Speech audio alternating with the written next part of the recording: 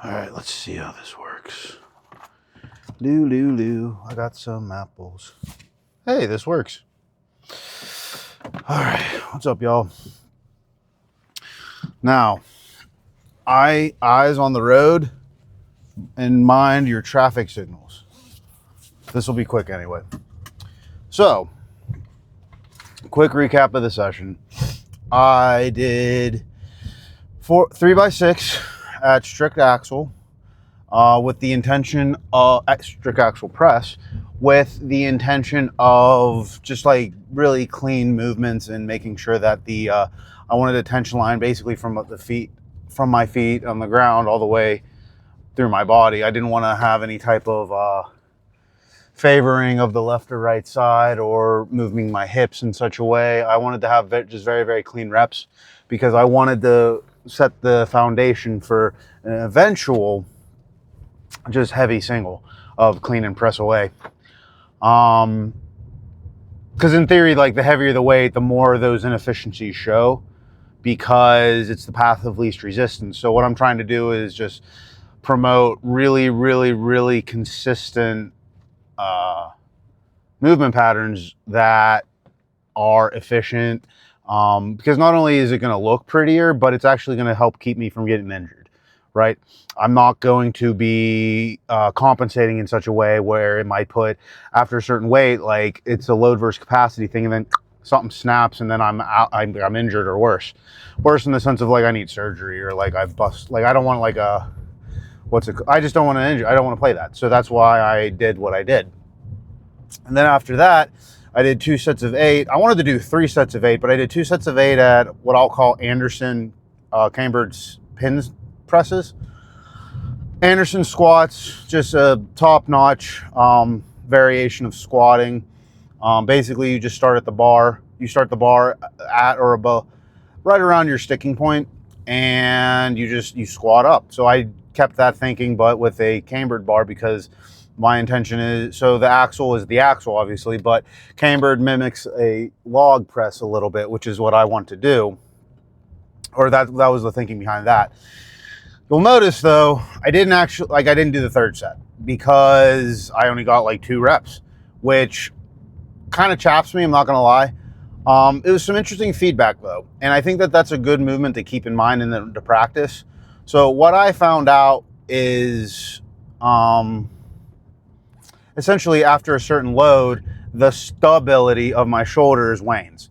Now, I think that is easily remedied. I just need to kind of zap it with some stimulus, some effective weight. And I think like today is step 1 of that effort. But yeah, like I couldn't stay stable. And so like it didn't feel right. And I could just tell, I mean, they moved way better than they felt, but that would be hard. They felt like Garbaggio. So it's okay. I realized after that 2nd rep, I was like, I'm definitely like the everything that I said I was aiming for with the strict overhead press. Had I continued to try and get that weight, I would have done the exact opposite of that effort. Oh, I guess it's my turn. Oh, just kidding. I'll wait. Good. What was I saying? Oh, right. Like it was the exact opposite of that effort. I would have been favoring and I would have been learning poor movement patterns, which honestly would have not only would it have capped my ceiling for potential, but it also would have exposed me to more injuries because it gave me this false sense of, oh, I'm able to do the thing because I did the reps. It's like, well, they looked like garbage and they felt like garbage. So like, yeah, technically, but so that's a thing. And then after that, I just did this kind of circuit of sorts for shoulders and arms. I think part of so like something else that I learned, and so this is important to know because there's an element of you got to find your limit from a volume standpoint, but bicep curls are actually, in my opinion, it is a way to kind of expose your shoulders and help promote stability. So what I did was I just did some lateral side raises just for shoulder health and just shoulders, lateral head, and all that. It's just a good movement to be good at. for just general health of the joint, in my opinion, and especially if you do them well, right? Like that, whenever I got shoulder surgery, that was part of my physical therapy, was just clean sets and repetitions of that. So that was the thinking with that movement. And then the superset came into, I tried to do four exercises. There you go. I didn't know if it was on screen. I did 4 exercises of, so there was the lateral side raises coupled with bicep curls, coupled with hammer curls into overhead press, into rear delt flies. I don't know if flies is the right word, but just rear delt. And so I wanted to get kind of like the front and my arms, mainly the front arms, front head of the shoulder, lateral, and then the rear. But also just like, I'm not a power lifter, not yet, at least. I suppose anything's possible, but I'm not focused on the horizontal pressing as much as I want to promote shoulder health with the vertical press. I believe and trust that my horizontal press, like benching and stuff, will come. I am doing actively, and I really have been for, I think I'm on like day 5 or 6. I don't know, I'm almost a weekend of every day doing push-ups. Those, it's, again, a little bit all the time. I started out with like, man, like I'm gassed at 20. Now I'm doing close to 50 without stopping, and I want to clean those reps up. But eventually, you get to a point like you're healthy enough to do 100 push-ups without stopping, and they're clean. Your shoulders and chest, like your upper body's healthy. Period. Argue with a wall. Like your shit's healthy if you can do that cleanly. And so that's the goal. That's the point of the push-ups. And then that gives me a better foundation to encourage strength through like barbell movements and stuff like that, because that's where you can really overload it. Unless you bulk up to be like, whatever, that's a hypothetical, that's silly. You just like get stupid heavy and then boom, all you got, oh, gas is expensive. And then all you do is, that's how you can progressive overload. Sure, but that's not what I'm doing. So, anywho, all that to say, I really enjoy the hammer curl into the overhead shoulder press. Because it's basically, I guess you could argue there were 5 movements, because one kind of sort of counted as 2. And then I finished up with a tricep with the V bar. That's a V. With the V bar, tricep / lat, I guess, press down. So I say kind of lat because the first I tried to like initiate it with my shoulder going down, and then I finished it. So I tried to kind of create the momentum of like tucking my lats a little bit, and then just kind of get that fluidity in the motion. And then I finished up with just like, you'll notice potentially, I hope you do, you notice I put my elbows a little bit more forward, shoulders a little bit more protracted, and then I just hammered my triceps, and that was it. I mean, quick workout, took maybe like 70 minutes, touch over an hour. And that's including warm up, and I putzed around with a medicine ball doing some rotational throws. But I mean, yeah, it doesn't take long. It just takes a lot of intention, and you can combine movements to serve multiple purposes. So for example, that bicep curl into a shoulder press, you cover a lot of ground, and on top of that, you promote a healthy movement pattern of what the joint is supposed to do anyway. Right? You're less robotic, I'll say, and you're more fluid. So, yeah, I mean, so yeah, that's the movement. That's the workout. It was really good. I'm going to call it here. For legal purposes, I'm driving on all side roads and stuff and very minimal traffic, and I'm going very, very much under, like, it's not fast. I'm not on a highway or anything. So, safety first, y'all. Safety first.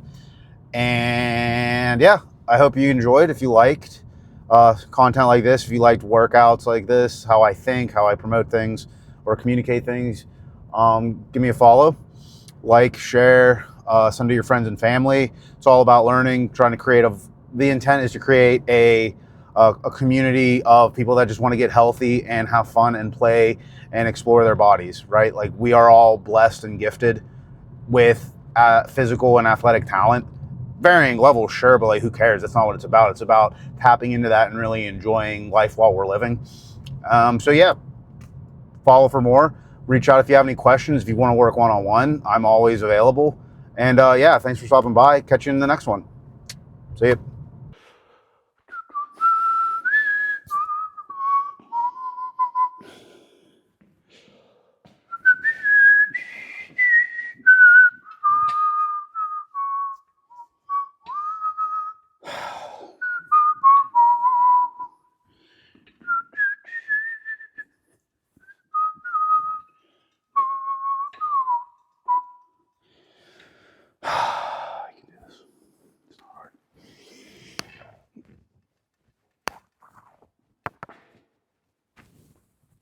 Balance.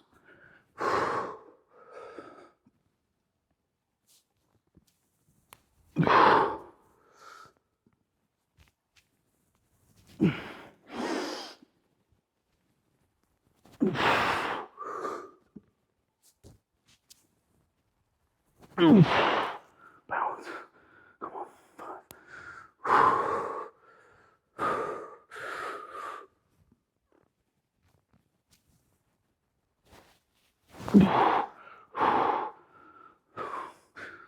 Okay.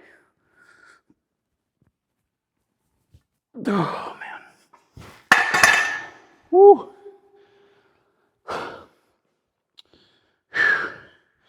What's up, y'all? So that was my third set of 6. So focus of this was about as bare as possible. So no wraps, no belt, no knee sleeves, nothing. About as raw as it can get. And the focus was challenging sets of 6 with weight that I can do how to phrase this. I wanted to give myself something to adapt to while knowing that I could relearn or regroove a movement pattern in the thick of it. So you notice some of the other videos, maybe I went like this a little bit. So that is a movement pattern I developed over the years that I'm actively trying to undo, right? So me doing these sets of 6 with such a weight, I'm not, for me personally, don't feel that I'm at risk of injury, learning a new way to do the thing. And I don't know if it picked up, but like my body was just popping and snapping back into place. And it felt very good and stable, but it's definitely new. And so you notice on the balance, or rather the one where I said balance, I think it was like rep 4 or something like that. There was, I did like one of those. So what I'm trying to do is get both of my hips forward so that, so that I'm not favoring one side or the other, which is something that I did because prior to I was just trying to move weight, which there's an element of needing to move weight, but there is also an element of moving it well because not all weight is moved equally, right? Quality reps, clean reps, compound over time. We've heard it 1,000 times in different forms and fashions. It's true. The what's the word? Colloquial sayings. They're real. You know, journey of 1,000 miles begins with a single step. 1% better every day. I think, therefore I am. Like all of that stuff, it's all real. So annoying. But also, there's some solace in that because it's real. So what are you going to do with it? So yeah, so this is me relearning how to do the strict press. Not so much relearning, but ensuring that I have proper movement patterns so that whenever I do go to push heavy weight, I don't default to the path of least resistance, even if it's an inefficient or suboptimal path, right? Because it's almost like trailblazing. Like you're going through the snow. Yeah, there might be a quicker way from A to B. It might be a straight line, but you're not used to going in a straight line. You're used to going in like a little bit of curve. Totally fair, but you want to go a straight line. But it's easier to do the curve if there's already breaking in that snow, trying to trailblaze in such a way, versus just going straight to, like, you have to redo the thing. You have to break the ice or you have to break the snow and form your new path, right? But once you're done with that, then you get better at doing that thing because you've already broken the ground, so to speak. And then over time, you're like, wow, can't believe I did the other way. This way is much better. So that's where we're at with that. So I'm going to call it there. 3 sets of 6, challenging 6. It's a really good rep range. Be honest about it though. Like, is it a tough set of 6? Is it a capable set of 6? If you're grinding through and they're ugly as shit, might get some benefit out of that, but that's not my goal right now. I would advise, if you're doing ugly as shit reps, probably need to do a little bit of less weight. Look at all the pro strongman. Look at all the pro powerlifters. Beautiful, beautiful lifts. They are aesthetically pleasing. Now, I'm not saying that there's no there's no potential lapse in technique, right? Because at the end of the day, like, weight is weight is weight. So like, there's not going to be perfect technique. However, I think that that is a quick justification. I think that is a commonly backdoored into justification for shit looking reps. Respectfully, chances are none of us are doing all world caliber weights where it's like, okay, justifiable that the technique slipped, right? Like Colton, he's a mutant. He doesn't count, but he does count because it's like this dude's, same with like Thor, right?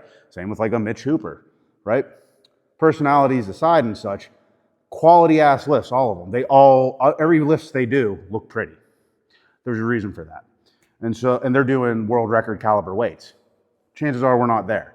So make the rep pretty. Yeah? All right. So yeah, calling it there. And then after that, I'm just going to be doing a little bit of accessory work. So do some Cambridge bar presses, incline a little bit, and then probably some dumbbells, and then just back and arms, but like pump work. Because I'm doing deadlifts tomorrow, so that's where I'll get my back work. More what's the word? Focused. Yeah, so at this point, it's just blood moving the joints, cycling through whatever gook is in my system, like inflammation and stuff like that. So, but yeah, solid session so far, and yeah, take what you like, leave what you don't from this, but it's a solid session, and hope you learned something. Go team.